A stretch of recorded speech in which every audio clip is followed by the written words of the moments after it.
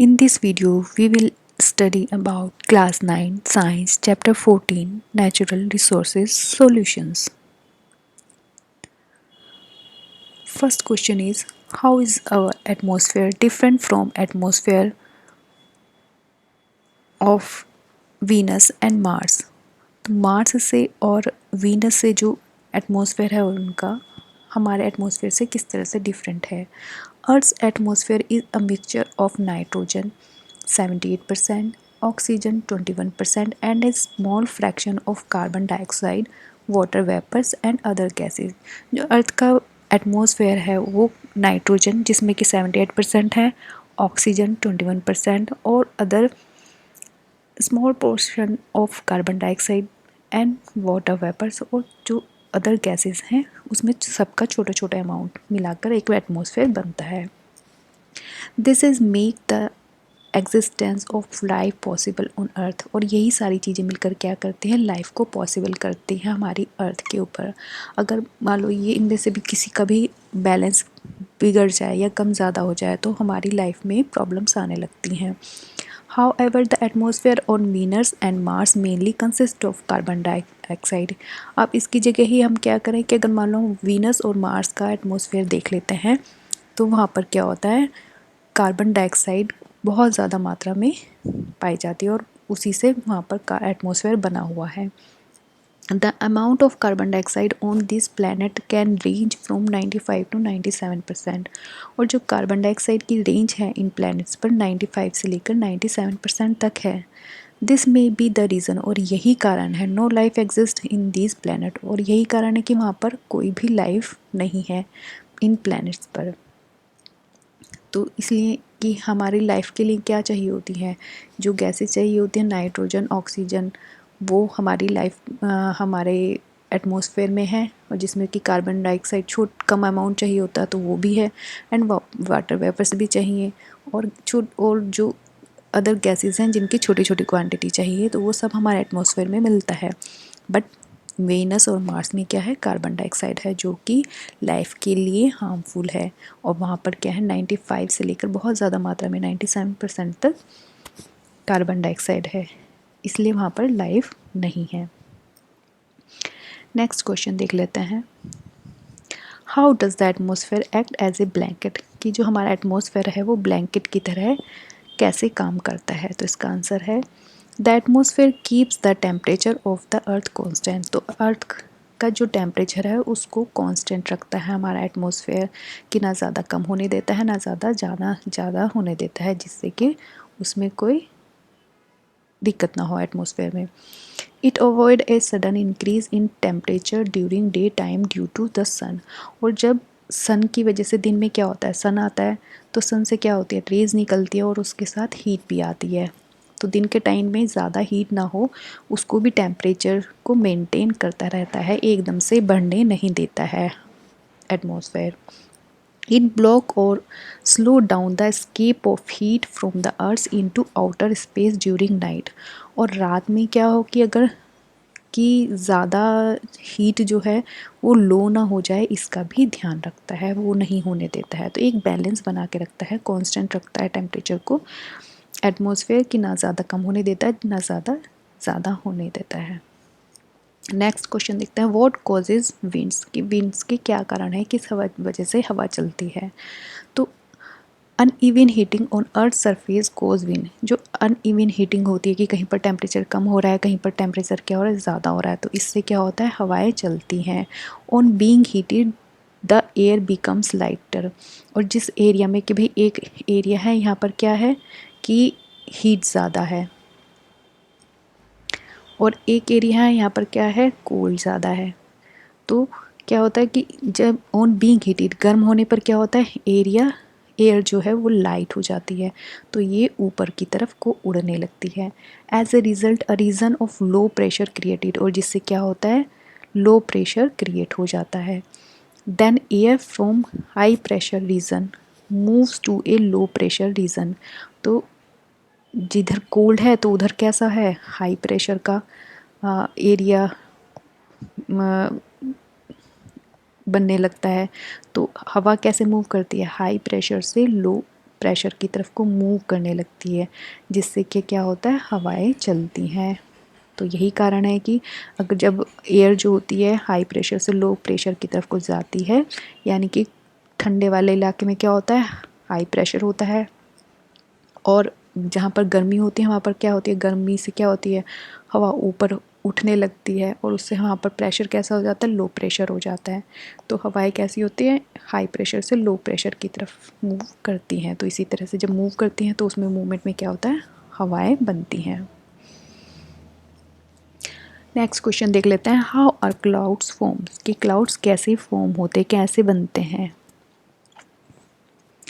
During the day time in the presence of sunlight water from sources like well, lake, pond, sea, river and various other sources get evaporated। तो जब दिन का समय होता है, सन हमारा निकला हुआ होता है, तो क्या होता है कि रिवर है और क्या, पोंड हो गया, सी हो गया, जहाँ पर भी आपको पानी दिखेगा वहाँ पर से क्या होता है, सन से क्या होता है, पानी इवेपोरेट होने लगता है, उसमें वेपर्स होने लगती है, हीट होती है, हीट से क्या होता है, पानी वेपराइज हो जाता है। And this water vapour rises up the hot air, और हॉट एयर के साथ क्या करता है, वो वेपराइज होने लगता है, ऊपर की तरफ जाने लगता है, वापस ऐसे वेपोरेट होकर एट ए पर्टिकुलर हाइट, और एक पर्टिकुलर हाइट पर जाकर द एयर कूल्स, हवाएं ठंडी हो जाती है, and the water vapour condense, अब यहाँ पर एक पर्टिकुलर हाइट पे गई, हवा कूल हो गई और वहाँ पर क्या हो गई, कंडेंस हो जाती हैं, और कंडेंस होने के साथ क्या होता है, छोटी छोटी पानी की जो ड्रॉपलेट्स बनती हैं, वेपर्स की जो ड्रॉपलेट्स होती हैं, टू फॉर्म क्लाउड्स, वहाँ पर वो क्लाउड बना देती हैं। तो इसी तरह से आपका क्लाउड्स की फॉर्मेशन होती है कि भाई दिन के टाइम में क्या होता है, डे टाइम में कि सन निकलता है, सन से हीट आती है, हीट में क्या होगा, जहाँ पर भी पानी होगा वो पानी को गर्म करेगा और वो पानी से वेपर्स उठने लगेंगे और जो कि ऊपर उठ जाएंगी और वहाँ पर कंडेंसेशन हो जाएगा, पानी की जो बूंदे इकट्ठे वेपर होकर जा रही थी वो एक जगह इकट्ठी हो जाएंगी और वहाँ पर क्लाउड्स बन जाएगा। नेक्स्ट क्वेश्चन देख लेते हैं, list any 3 human activities that you think would lead to air pollution, कि 3 ह्यूमन एक्टिविटीज़ की लिस्ट बनानी है जिससे कि एयर पोल्यूशन बढ़ता है। 3 human activities that would lead to air pollutions are, first है इसमें burning of fossil fuels such as coal, petroleum, और पेट्रोलियम है जैसे गाड़ी वगैरह चलाते हैं हम तो उससे पेट्रोलियम यूज़ होता है, और कोयला हो गया कि ट्रेन चलते हैं कोयले से, या फिर खाना पकाने के लिए हम लकड़ी जलाते हैं तो उससे क्या होता है, एयर पोल्यूशन फैलता है। इंडस्ट्रियलाइजेशन, इंडस्ट्री में भी क्या होता है, जब इंडस्ट्रीज़ में धुआं उठता है उससे क्या होता है, वो एयर में जाता है और एयर पोल्यूशन करता है। डिफोरेस्टेशन, डिफोरेस्टेशन से यानी कि पेड़ काटते हैं हम, जंगल काटते हैं तो उससे भी क्या एयर प्यूरिफाई करता है। फॉरेस्ट अगर मान लो डिफोरेस्टेशन करेंगे, पेड़ को काटेंगे तो वो एयर प्यूरिफिकेशन कम हो जाएगा और वहाँ पर पोल्यूशन बढ़ जाएगा। Why do organism need water, जो जीव हैं ऑर्गेनिज्म है उनको पानी की क्यों आवश्यकता है, तो इसका आंसर देख लेते हैं। पहला, organism need water as all the cellular process need water as a medium, जितने भी ऑर्गेनिज्म हैं उनको सेलुलर प्रोसेस के लिए, जितनी भी सेलुलर प्रोसेस हैं उनको वाटर की ज़रूरत होती है।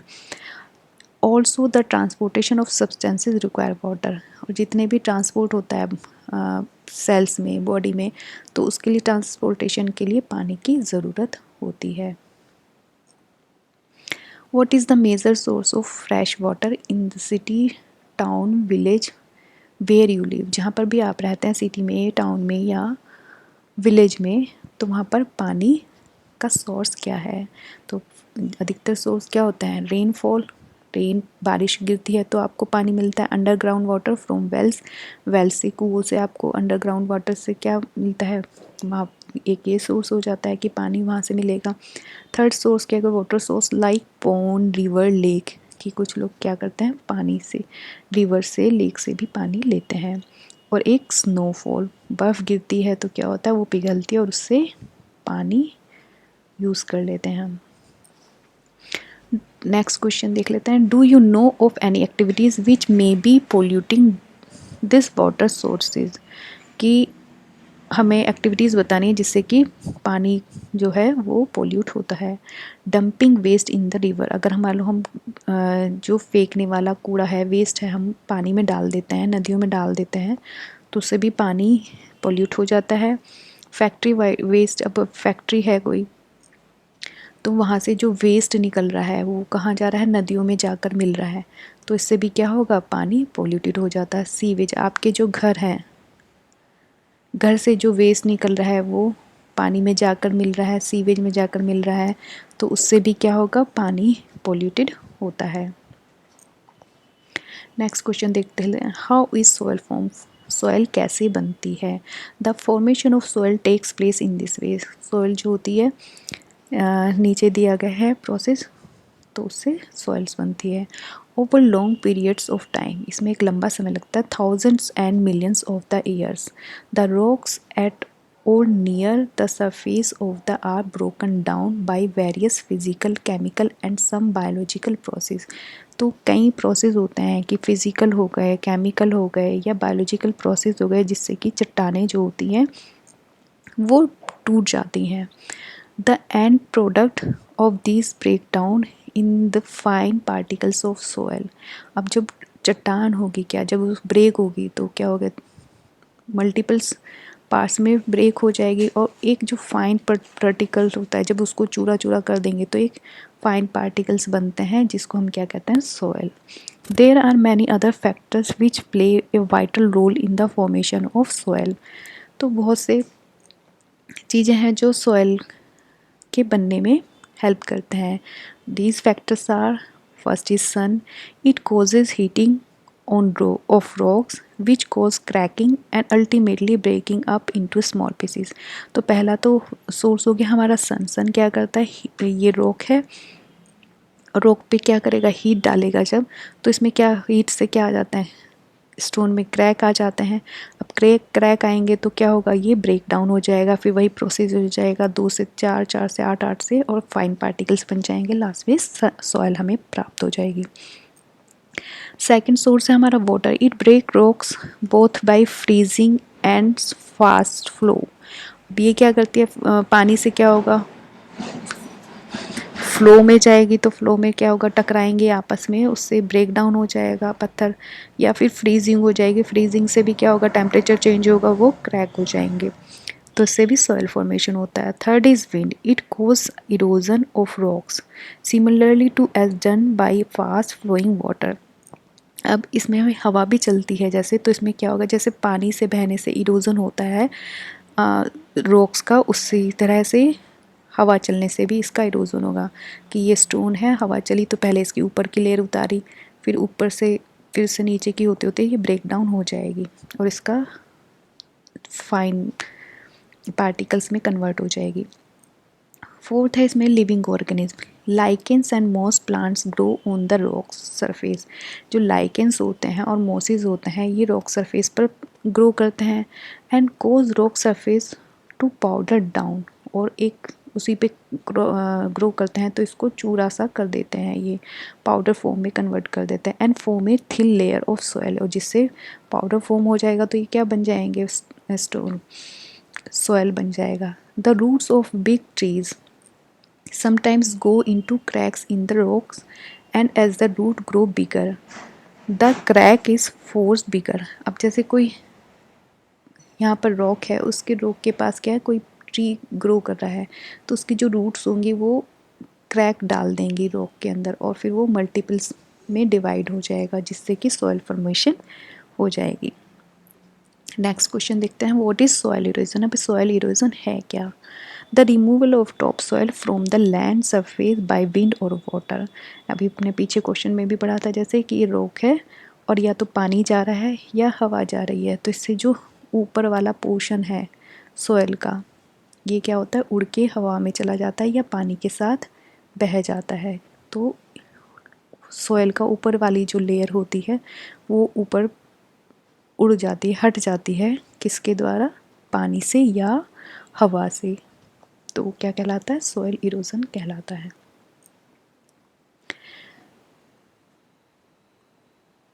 नेक्स्ट क्वेश्चन देख लेते हैं, what are the method of preventing और रिड्यूसिंग सॉइल इरोजन। और तो कौन से हम मेथड यूज़ करें जिससे कि सॉइल इरोजन हट जाए। पहला तो क्या है कि एफोरेस्टेशन, यानी कि पेड़ों को जो काटना है उसको रोक दिया जाए। तो उसमें क्या होगा कि पेड़ क्या क्या की रूट्स जो होती हैं वो क्या करती हैं, सॉइल को बांधे रखती हैं और वो बह नहीं पाती सॉइल। दूसरा है टेरेस और स्टेप फार्मिंग। अब जैसे माउंटेन्स हैं, माउंटेन्स में क्या होता है, आपने देखा होगा टेरेस फार्मिंग होती है। तो इससे अगर मान लो टेरेस फार्मिंग करते हैं तो पानी जब बारिश होती है तो या हवा चलती है तो वो टेरेस उसी पर रहता है। अगर सीधा माउंटेन ऐसे स्लोप में होगा तो वो सीधा हवा से या पानी से बह जाएंगी। इस टेरेस फार्मिंग या स्टेप फार्मिंग होगी तो वो कम पानी बहेगा उसमें और मिट्टी भी कम बहेगी, सॉइल इरोजन कम होगा। प्रिवेंटिंग ओवर ग्रेजिंग, वो जो ग्रास वाले जो पार्ट हैं तो इससे क्या होगा, अगर ओवर ग्रेजिंग ना करें, हम घास को ना काटें या ना हटाएं तो क्या होगा, या ओवर ग्रेजिंग जो एनिमल्स होते हैं वो घास को खा जाते हैं तो उसको कम कर दिया जाए, उससे भी सॉइल इरोजन रुक जाती है। क्योंकि ये घासेस जो होती हैं, ग्रासेस जो होती हैं वो भी क्या करती हैं, मिट्टी को बांधे रखती हैं, उसकी रूट्स वगैरह हो तो पानी से या हवा से वो उड़ने नहीं देगी। आप खुद भी देखेंगे कि अगर मान लो कोई एक दो एरिया है, एक जगह सिर्फ मिट्टी है खुली और यहाँ पर ग्रास वाला पार्ट है, तो जब हवा चलती है बारिश होती है तो क्या होता है, ये वाली मिट्टी बह जाती है, हवा से उड़ जाती है, और जो ग्रास वाला होता है तो ये मिट्टी वहीं की वहीं रह जाती है। सॉरी। नेक्स्ट है प्लांटेशन ऑफ ट्री, और सबसे ज़्यादा इसका जो महत्वपूर्ण है, इम्पोर्टेंट है पार्ट, वो है प्लांटेशन ऑफ ट्री। अगर ट्री को बढ़ा दिए जाए, प्लांटेशन ज़्यादा करेंगे हम ट्रीज़ की, तो उससे सॉइल इरोजन कम होगी। What are the different state in which water is found during the water cycle.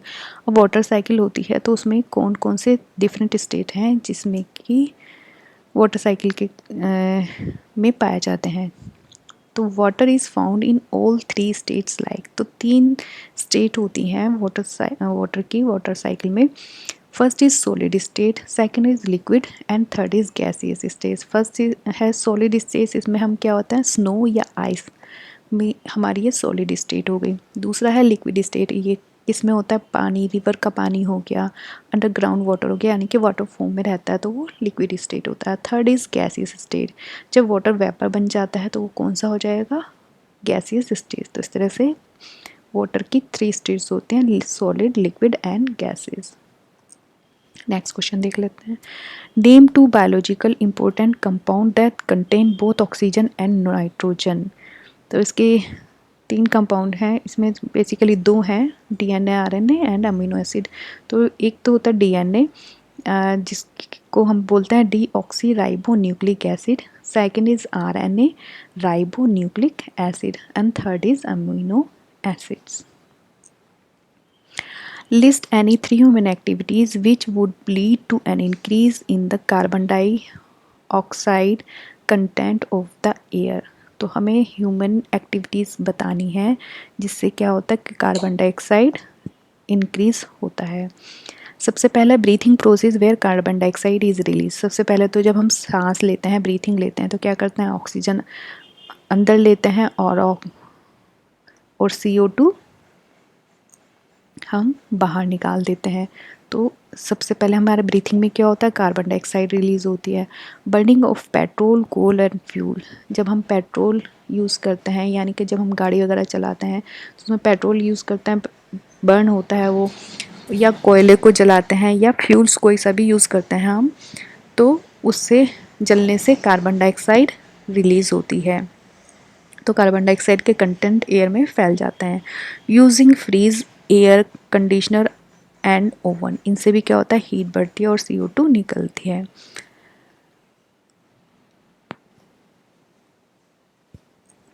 Next question देख लेते हैं। What is the greenhouse effect. Green house effect क्या होता है, तो गैसेस होती हैं कि कार्बन डाइऑक्साइड, मीथेन, ये गैसेस क्या करते हैं, ट्रैप सन्स रेडिएशन, सन में जो रेडिएशंस निकलती हैं उनको ट्रैप करती हैं, बांधे रखती हैं, and does not allow it to go back and hence causing warming of the atmosphere resulting in the greenhouse effect.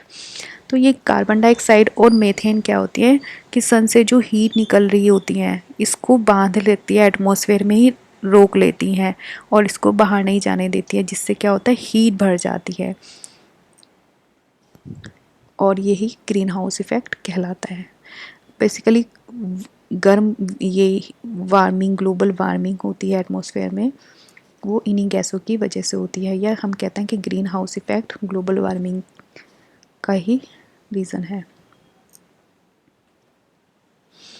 What are the two form of oxygen found in atmosphere? हमारे atmosphere में दो तरह की oxygen पाई जाती हैं, तो वो कौन कौन सी है? फर्स्ट इज़ ऑक्सीजन, जिसके हम नॉर्मल O2 होती है, और थर्ड इज़ ओजोन। तो दो डायटोमिक मोलिकुलर्स, यानी कि ऑक्सीजन के जहाँ पर दो मोलिक्यूल्स होते हैं और मिलकर वो क्या कहलाता है? ऑक्सीजन। और ट्राई मोलिकुलर, और दूसरा क्या है? ऑक्सीजन के तीन मॉलिक्यूल्स, वो क्या बनाएंगे? ओजोन कहते हैं, जिसको हम O3 हो गया ये। तो यानी कि डाई एटोमिक, डाई मतलब कि दो, तो दो मॉलिक्यूल्स होंगे जहाँ पर ऑक्सीजन के, वो डाई एटोमिक मॉलिक्यूल्स कहा जाएगा। और ट्राई एटोमिक यानी कि यहाँ पर तीन एटोमिक होंगे, एटम्स होंगे ऑक्सीजन के, वो ट्राई एटोमिक मॉलिक्यूलर कहा जाएगा और इसको O3 से लिखेंगे, जिसे हम ओजोन भी कहते हैं। नेक्स्ट क्वेश्चन देख लेते हैं। Why is the atmosphere essential for life? Life के लिए एटमॉस्फेयर क्यों ज़रूरी है? The atmosphere is consist of various main gases. हमने पीछे भी पढ़ा है ये क्वेश्चन में कि हमारे जो एटमॉस्फेयर है उसके लिए कौन कौन सी गैसें होती हैं? Oxygen, nitrogen and CO2, which are the basis of living microorganism, plant, animals, जो कि माइक्रो ऑर्गेनिज्म, प्लांट्स और एनिमल्स के लिए जीने के लिए ज़रूरी है। Photosynthesis due to earth's atmosphere, जो फोटोसिंथेसिस होती है वो भी अर्थ के एटमॉस्फेयर के कारण ही होती है। The constant temperature of the earth is cause of the earth's atmosphere, जो टेम्परेचर कॉन्स्टेंट रहता है कि वो भी एटमॉस्फेयर के कारण होता है, कि जो एटमॉस्फेयर होता है वो टेम्परेचर को ना तो बढ़ने देता है ना ही ज़्यादा होने देता है, कॉन्स्टेंट पे रखता है। Process like respiration, burning, combustion are due to the atmosphere. और ये सारे प्रोसेस भी जो है, रेस्पिरेशन है, रेस्पिरेशन में क्या होता है? ऑक्सीजन हम लेते हैं और कार्बन डाइऑक्साइड निकालते हैं, तो एटमॉस्फेयर से ही तो लेते हैं ऑक्सीजन। एंड बर्निंग, जो जलने की प्रोसेस होती है उसके लिए भी ऑक्सीजन चाहिए होती है, और वो भी कहाँ से मिलेगी हमें? एटमॉस्फेयर से। कंबशन, इसमें भी ऑक्सीजन चाहिए होती है। तो इन सब के लिए क्या है? एटमॉस्फेयर ज़रूरी है। The atmosphere is main reason to restrict ultraviolet rays into the earth. जो एटमॉस्फेयर होता है हमारा, ये अल्ट्रावायलेट रेज को आने से रोकता है। और ये इस पर एटमॉस्फेयर के चारों तरफ क्या होती है? हमारी ओजोन की लेयर होती है ना, जो कि क्या करती है? अल्ट्रावायलेट रेज को अर्थ पे आने नहीं देती है। तो इस तरह से रेस्पॉन्सिबल क्या हुआ, कौन हुआ इसके लिए? एटमॉस्फेयर। तो इसलिए एटमॉस्फेयर हमारी लाइफ के लिए ज़रूरी है, एसेंशियल है। Why is water essential for life?